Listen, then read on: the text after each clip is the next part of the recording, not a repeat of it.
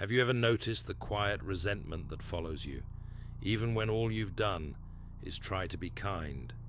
Have you felt the tension hiding behind affection, the moment it twists into suspicion, the instant you assert yourself? Let's not dance around the truth. People hate what they cannot control. They despise the mirror that reflects their own envy, their hidden fears, their inadequacy. They will not say it outright. They'll smile, nod, and betray you politely. But this hatred is not your failure. It is proof that you have become inconvenient to their illusions. Do not mistake approval for peace.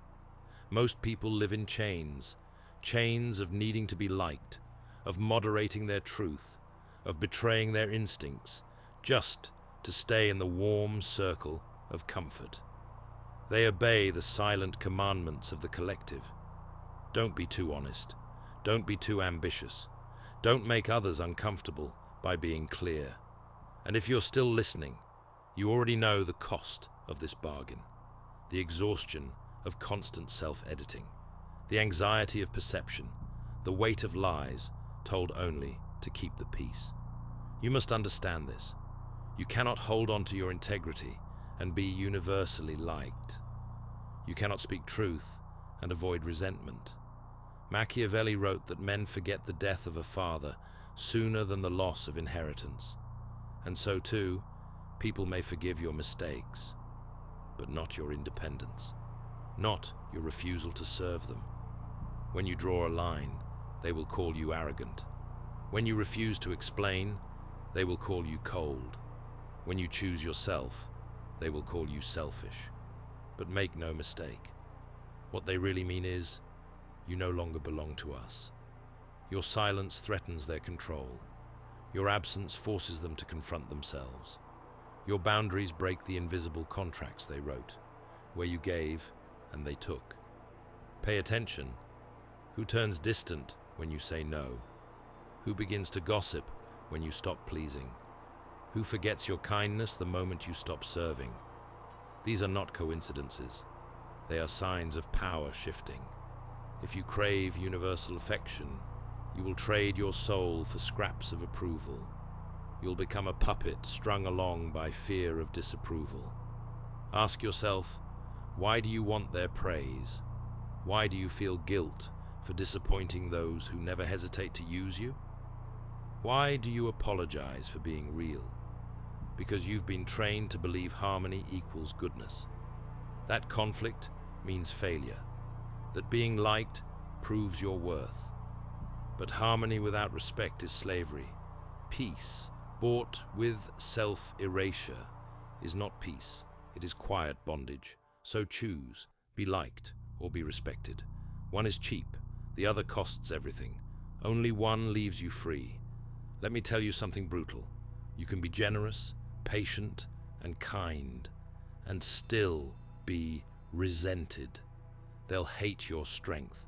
They'll envy your clarity. They'll recoil at the way you see through them. The belief that you can win love from everyone is a lie that keeps you obedient. True influence, true respect, true love, all are built on your willingness to be disliked. Machiavelli did not write for the people who wish to be adored. He wrote for those who wish to govern themselves. And here's the truth. The moment you stop apologizing for your boundaries, you destroy the game. The moment you go quiet instead of justifying, you become untouchable. You force them to ask, "Who am I without your compliance?" And the silence answers back, "No one." Silence is not absence. It is a confrontation. They will provoke you. They will bait you into defending your number. They want your words, because your words can be twisted. Your explanations can be negotiated. But your silence? That is a fortress. That is power. They will call you names, arrogant, selfish, cold, not because it's true, but because they fear the version of you that no longer serves them. How many times have you said yes while screaming no inside your own head? That's not compassion. That's fear. Fear of conflict. fear of being misunderstood, fear of rejection. But understand this: peace born from self-betrayal is not peace. It is internal war. Machiavelli never said avoid cruelty. He said use it strategically. Likewise, your silence is not passivity. It is control. Notice who says, "You've changed," when you protect your time. Notice who disappears when you stop solving their problems. They are not leaving. They are being revealed. They were never loyal to you, only to your usefulness. Let them go. Their exit is not a loss. It is liberation, because what you get back is everything you lost. Your time, your peace, your dignity. And no, this won't be easy. There will be nights of silence, of doubt, of wondering if you were too harsh. But you are not harsh. You are honest. You are not cruel. You are clear. You are not selfish. You are done. Let the accusations come. They are not verdicts. They are confessions. Confessions that your compliance was expected. Confessions that your boundaries are seen as betrayal. Confessions that your peace was never truly yours. People respect what they must earn. They devalue what comes too easily. Silence is mystery. Mystery is power.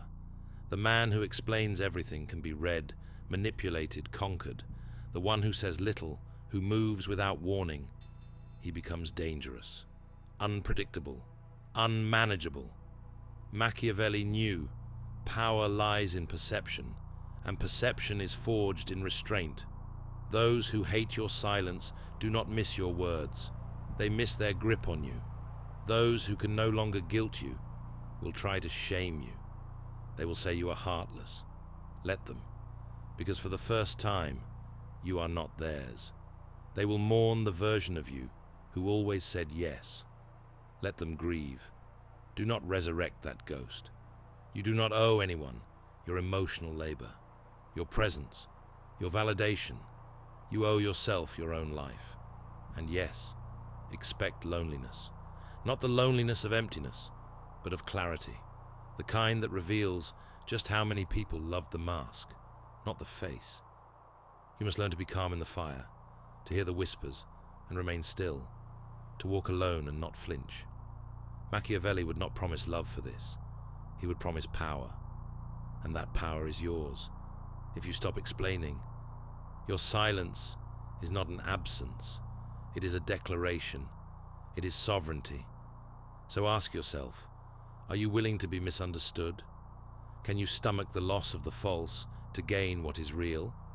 Are you prepared to disappoint others, so you stop disappointing yourself? Because once you choose freedom, once you speak through silence, the world cannot own you. You become unreadable, unshakable, untouchable. They will call you dangerous. Good, be dangerous. Not because you harm, but because you cannot be harmed.